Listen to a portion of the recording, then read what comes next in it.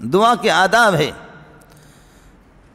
پہلا ادب دعا کی یہ ہے کہ آپ اللہ کی حمد و ثنا کریں گے، الحمدللہ رب العالمین، اللہ کی طرح حمد پڑھیں گے اگر آپ کو آتی ہے، نہیں تو اپنے اردو میں اپنے پشتوں میں پڑھ لو، اللہ کی حمد و ثنا بیان کریں گے، اس کے بعد پیارے محمد کو درود بھیجیں گے، اس کے بعد پیارے محمد کو درود بھیجیں گے۔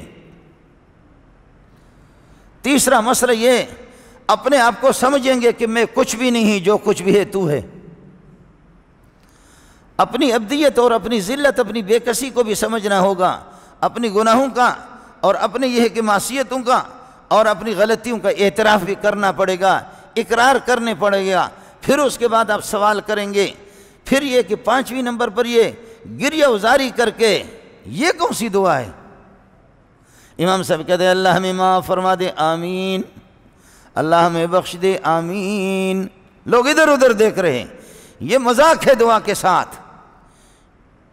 یہ تو عمران خان کے سامنے جا کر کے میں اپنی درخواست پیش کر دوں اور میں ادھر دیکھوں ادھر، کیا کس دنیا میں رہ رہا پاگل؟ اتنا لاپرواہ ہے نا۔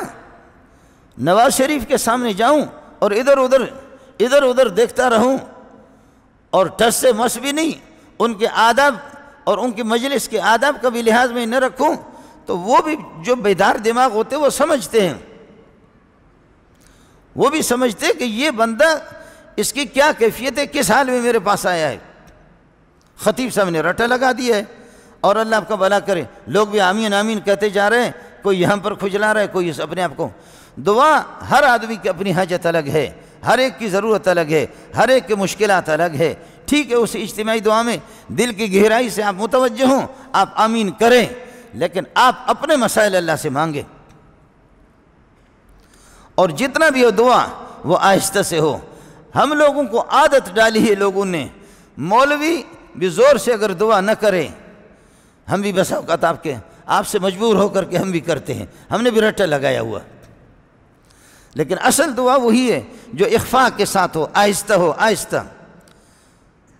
آپ کی حاجت کیا ہے مجھے کیا پتا، میری حاجت کیا ہے، اپنی حاجت اسی کو بتا دو۔ حضرت امام جعفر سے کسی نے کہا کہ دعائیں قبول نہیں ہوتی، فرمایا تم نے رب کو پہچانا ہے کہ قبول ہوگی؟ پہلے اللہ کو پہچان لو اور اپنے آپ کو پہچانا ہے۔ انکم لا تعرفون من تدعون، جس کو تم پکارتے ہو اس کو جانتے بھی نہیں ہو تم لوگ۔ آپ ناراض نہ ہونا، الرحمن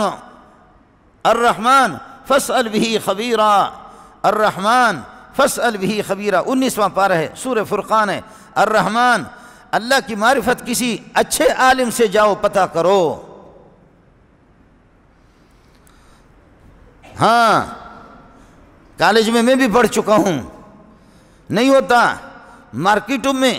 مارکیٹ والے آپ کو تعارف کر کے رب نہیں بتائیں گے۔ جتنا مضبوط عالم ہوگا وہ اللہ آپ کو بتائے گا۔ سب سے بڑا مضبوط عالم محمد الرسول اللہ، سب سے زیادہ اللہ کا علم اس کو ہے۔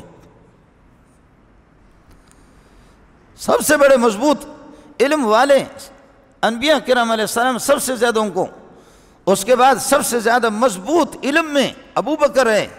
ابو سعید خدری فرماتے ہیں فکان ابو بکر اعلمنا، بخاری میں ہے، ابو بکر 1.25 لاکھ صحابہ میں سب سے بڑے عالم۔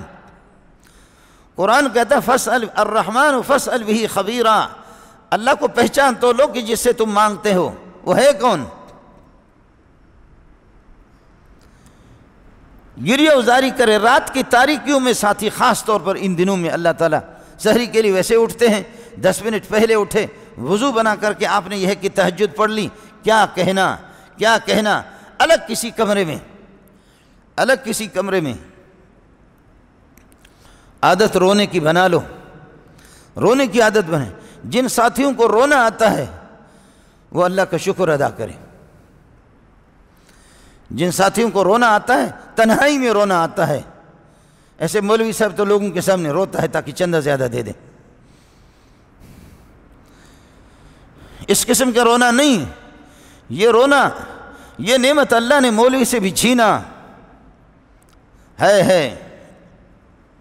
یبکون ویزیدہم خشوعا، یبکون ویزیدہم خشوعا، جب میری آیتیں ان کے سامنے تلاوت کی جاتی ہے، یبکون یخرون للاذقان، سجدے میں گر جاتے ہیں، ٹھوڑیاں نیچے، پیشانی بھی گھس رہی ہے، ویبکون، پھر روتے ہیں، ویزیدہم خشوعا، دل اور پارا پارا ہو جاتا ہے،